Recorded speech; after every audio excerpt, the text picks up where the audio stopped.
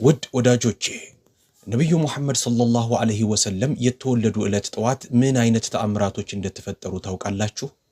ነብዩ መሐመድ ሰለላሁ ዐለይሂ ወሰለም በተወለዱበት ዕለት በዛ በተባረከ ንጋት ለምን ከባድ ፍልሚያ በመላእክቶችና በሰይጣኖች መሃል ተደረገ? ነብዩ መሐመድ ሰለላሁ ዐለይሂ ወሰለም ሲወለዱ በካዕባ ውስጥ ያሉት ጣዖቶች ሁሉ በፊታቸው ወድቀው ተገኝተዋል። የዘምዘም ውሃ በራሱ መፍለቅ ጀምሯል። የፐርሺያው ንጉሠ ነገሥት ታላቅ ቤተ መንግስትም በኃይል ተንቀጥቅጦ ከቤተ መንግስቱ ላይ 14 ጉልላቶች እየተገነጠሉ ወደቁ። በመላው ዓለም ላይ ያሉ ኃያል መንግስታት ዙፋኖች ተንቀጥቅጠዋል። የዛን ዕለት የኮከብ ቆጣሪዎች ዕውቀት ተወስዷል። የጠንቋዮች ኃይልም አቅማጥቷል። ሱብሃንአላህ። ወዳጆቼ ዛሬ ኢንሻአላህ ለነብዩ መሐመድ ሰለላሁ ዐለይሂ ወሰለም ያለንን ፍቅር ሊጨምሩልን ስለሚችሉ በተወለዱ ዕለት ስለተፈጠሩት አስደናቂ ነገሮች እንነግራችኋለን። ነገር ግን ከመጀመራችን በፊት ለነብዩ መሐመድ ሰለላሁ ዐለይሂ ወሰለም ውዴታ ካላችሁ ለዚህ ቪዲዮ ላይክ ስጡ። በኮሜንት ሳጥን ውስጥም አልሐምዱሊላህ ብላችሁ ጻፉ። አሁን እንጀምር።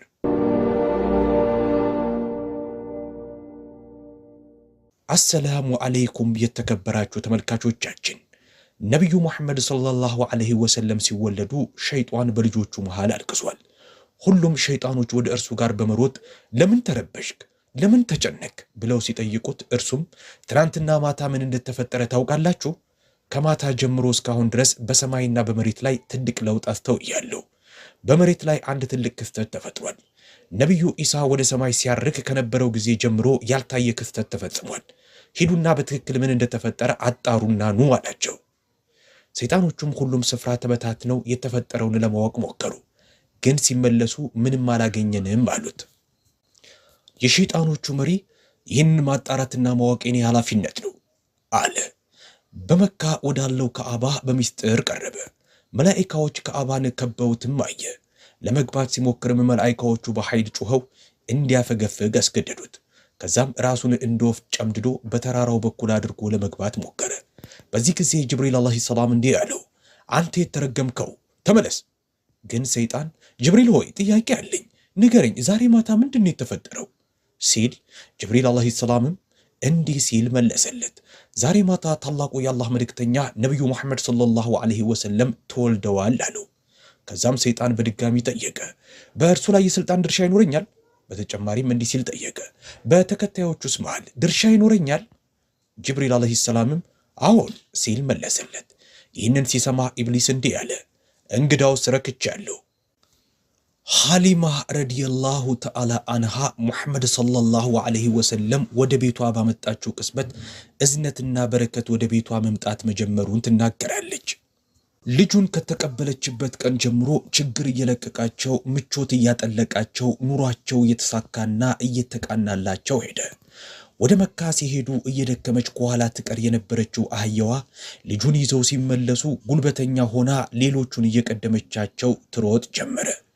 አገራቸው እንደደረሱም ዝናብ ለገሰላቸውና በጣም ጥጋብ ሆነ። ደርቃ የነበረችው ግመላቸውና ፍየሎቻቸው ወተታቸው ተንቧቧ። ምቾትና ደስታ ባገሩ ላይ ሰፈነ። እርሷም ነብዩ ሰለላሁ ዐለይሂ ወሰለምንና ሌሎች የማደጎ ልጆቿን ማጥባት የሚያስችላት በርካታ ወተት በጡቷ ውስጥ ነበረ። እነርሱም እስከሚጠግቡ ጠጥተው በሰላም ይተኛሉ። ከዛም ባሏ ሐሊማ ወደ ቤታችን የተባረከ ልጅ ነው ይዘሽ መጣሽው አላት። እሷም አሁን እኔም እንዳንተ ሆኖ የሚሰማኝ ይህ ልጅ በእርግጥም በበረከት የተሞላ ነው አለችው። በፊት ደርቀው የነበሩት ፍየሎች በወተት መሞላታቸውን የተመለከቱት የጎሳው ነዋሪዎች እረኞቻቸውን የሐሊማ ፍየሎች የሚግጡበት ቦታ ፍየሎቻቸውን እንዲያግጡ መመሪያ ሰጡ። ሐቁ ግን ያለው ከመሬቱ ወይም ከግጦሹ መሬት ጥራት አይደለም፣ የማይታየው የአላህ እርዳታና የነብዩ በረካ ነበረ ይህንን ድንቅ ነገር ያደረገው። የዚህ አይነቱን በረከት እነርሱ ሊያገኙት አልቻሉም። በዚህም የበረካውን አስደናቂ ነገር ዘወትር ይመለከቱ ጀመረ። የተከበረችው እናታችን ሐሊማ ረዲየላሁ ተዓላ አንሃ ሕፃኑን ሙሐመድን ሰለላሁ ዐለይሂ ወሰለም ሳትሸፍን ትታው እንደማታውቅም ትናገራለች። ያለ ልብስ በሚቀር ጊዜ ሁሉ ጮክ ብሎ ያለቅስ ነበረ። በድጋሚ ሰውነቱ እስኪሸፈን ድረስም ማልቀሱን አያቆምም ትላለች። ሕፃኑ ሙሐመድ ሰለላሁ ዐለይሂ ወሰለም መገላለጥ እንደማይወድ ካወቅኩበት ቀን ጀምሮ ሳልሸፍን ትቼው አላውቅም ትላለች። ሰውነቱ መልበሱንና በአግባቡ መሸፈኑንም ሁልጊዜ ያረጋግጣለሁ ስትል ትገልጻለች። የተከበሩት አባስ ኢብን አብዱል ሙጣሊብ ረዲየላሁ ተዓላ አንሁ እንደተረኩት ለአላህ መልእክተኛ በአንድ ወቅት ሰለላሁ ዐለይሂ ወሰለም እንዲህ እንዳሏቸው ይናገራሉ። ኢስላምን ለመቀበል አንድ የነብይነት ምልክት ይበቃኛል አልኳቸው አሉ። ከዛም ወጣቱ ነብይ ጣቱን ወደ ጨረቃዋ ሲጠቁም ጣቱ ወደሚንቀሳቀስበት አቅጣጫ ሁሉ ጨረቃዋ ተከትላ ስትንቀሳቀስ ተመለከትኩ አሉ። ይህም የነብይነታቸው የመልእክተኝነታቸው አንጸባራቂ ማረጋገጫ ነው። በሐሊማ ቤት በነበሩበት ጊዜ ሕፃኑ ሙሐመድ ሰለላሁ ዐለይሂ ወሰለም ከሁለቱም ጡቷ ጠብተው አያውቁም ነበር። ሁልጊዜም የሚጠቡት ከአንድ በኩል ብቻ ነበር። ሌላኛውን ለማደጎ ወንድሞቻቸው ያስቀራሉ። ምንኛ የሚደንቅ ፍትሃዊነት ነበር በዚህ ለጋ ዕድሜ ላይ የተቸራቸው። የዚህ አይነት ፍትሃዊነት በዚህ ለጋ ዕድሜ ላይ የተለመደ አይደለም። ታላቅ ሰዎች ብቻ የእውነት ሊቀናጁት የሚችሉት ድንቅ ተፈጥሮ እንጂ። የሕፃኑ ሙሐመድ ሰለላሁ ዐለይሂ ወሰለም መፋፋትና ቶሎ ቶሎ ማደግም ያስደንቅ ነበር። በአንድ ቀን የወር ያህል፣ በአንድ ወር የዓመት ያህል ይፋፋ ነበር። ስለዚህ በ3 ወሩ መቆም፣ በ5 ወሩ እንደ ልቡ መሄድ ቻለ። ልክ በ9 ወሩ አፍ ፈትቶ በትክክል አረበኛ ይናገር ጀመር። እነዚህ ባህሪያቶቹ ከሚያስደንቁ ተአምራቶቹ መሃል ነው። ለኡማው አማላጅ ለመሆን የታጨ ዕጣው የነበረ የዓለማቱ መሪ የሁለቱ ዓለም ንጉሥ ነቢዩ ሙሐመድ ሰለላሁ ዐለይሂ ወሰለም ከልጅነታቸው ጀምሮም ንጹሕ ነበሩ። ብዙዎቹ ሕፃናቶች ልብሳቸውን ያቆሽሻሉ፣ ከሽንታቸው ጋር ከሰገራቸው ጋርም ይተኛሉ። አንዳንድ ጊዜም ቆሻሻ ወደ አፋቸው ይጨምራሉ። የዚህ አይነት ነገር ግን ከእርሳቸው ጋር ተፈጥሮ አያውቅም። አሳዳጊ እናቱ ሐሊማ ረዲየላሁ ተዓላ አንሃ እንደተረከችው ሕፃኑ ሙሐመድ ሰለላሁ ዐለይሂ ወሰለም መተኛውንም ሆነ ልብሱን አቆሽሾ አያውቅም። አንስታ ካቆመችው በኋላም እንደሚጸዳዳ ከዛም በኋላ ጽዱ እንደሚሆን ትናገራለች።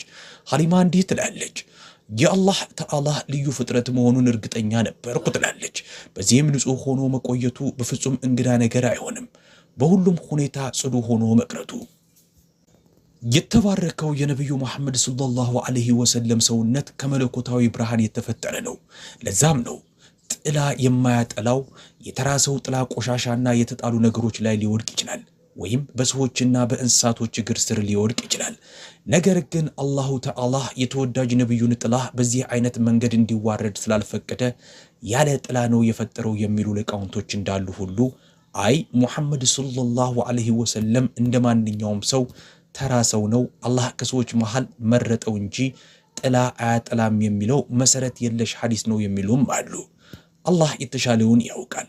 በተጨማሪም በሰውነቱ ላይ ዝንብ አርፎ አያውቅም። ዝንቦች ከቆሻሻ ቦታ የሚነሱ እንደመሆናቸው ራሳቸው ጽዱ ያልሆኑ እንደመሆናቸው የአላህ መልእክተኛ ንጹሕ ገላ ላይ ማረፍ አይችሉም። በእርግጥ የሚላፍ አለበት። የተከበሩት መይሳራህ ረዲየላሁ ተዓላ አንሁ የተከበረችው የእናታችን ኸዲጃ አሽከር አንዴ ለነቢዩ አገልግሎት ሲሰጡ በጣም ያስደንቁትን በርካታ ተአምራቶችን ማየቱን ተናግሯል። ነቢዩ ሙሐመድ ሰለላሁ ዐለይሂ ወሰለም በመንገድ ላይ በሚሄዱ ጊዜ ሁሉ በጭንቅላታቸው በላይ ዳመና እያንዣበበ ከሞቃታማው ፀሐይ ያስጠልላቸው እንደነበረና በሚሄዱበት ቦታ ሁሉ ይከተላቸው እንደነበረ ተናግሯል። የዚህ አይነት አስደናቂ ክስተት በሰው ልጅ ላይ መታየቱ ያለምንም ጥርጥር የነቢዩ ሙሐመድ ሰለላሁ ዐለይሂ ወሰለም ታላቅ ተአምር ነው። ምንም እንኳን ጊዜያዊ ቢሆኑም እነዚህ ተአምራቶችና አስደናቂ ነገሮች ከልጅነታቸው ጀምሮም ነበሩ። የነቢዩ ሙሐመድ ሰለላሁ ዐለይሂ ወሰለም ታላቁና ዘላለማዊው ተአምር ቅዱስ ቁርአን ነው፣ እስከ ምጽአቱ ቀን ድረስ የሚዘልቀው። በተጨማሪም ሕይወታቸውን ስናጠና ሙሉ የሕይወት ጉዟቸው በተአምራቶች የተሞላ መሆኑን እንደርስበታለን። እያንዳንዱ የትግል ደረጃቸው ለነብይነታቸው ሕያው ምስክር ነው። ውድ ተመልካቾቻችን የዛሬው ቪዲዮአችን መደምደሚያ ይህ ነው። ቪዲዮን እንደወደዳችሁት ተስፋ አደርጋለሁ። ከወደዳችሁትም እባካችሁ ላይክ ማድረጋችሁን አትርሱ። ቻናላችንን ስትጎበኙ ይህ የመጀመሪያ ጊዜያችሁ ከሆነም ሌሎች ቪዲዮዎቻችንንም ነፃ ሆናችሁ ቼክ አድርጓቸው። ከወደዳችኋቸውም ሰብስክራይብ አድርጉን። የደውል ምልክቱንም መንካታችሁን አትርሱ። አዳዲስ ኮንቴንቶች ስንለቅ እንዳያመልጣችሁ። በሌላ ቪዲዮ እስከምንገናኝ በሰላም ቆዩን። ለሁላችሁም ከልብ የመነጨ ምስጋናችንን እናቀርባለን። አሰላሙ አለይኩም ወራህመቱላሂ ወበረካቱ። አላህ ሐፊዝ።